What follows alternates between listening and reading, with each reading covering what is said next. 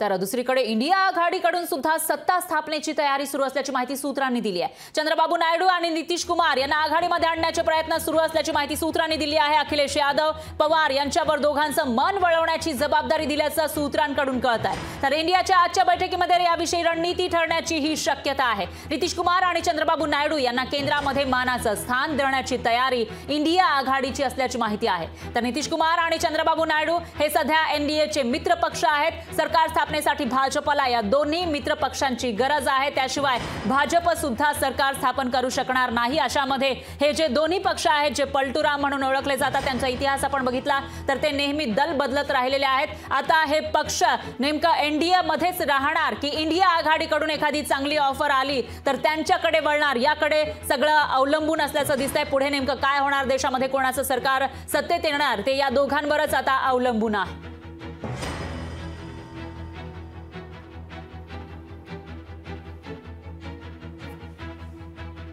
नितीश कुमार यांच्या पक्षाकडनं अनेक त्यांच्या मंत्र्यांनी वक्तव्य केलेत की त्यांना पंतप्रधान पदाचा दावेदार जे आहे ते एनडीए मध्ये बनवावं। दुसरीकडे चंद्रबाबू नायडू देखील म्हणतात की मी माझी भूमिका जी आहे ती वेळोवेळी माध्यमांसमोर मांडत राहील।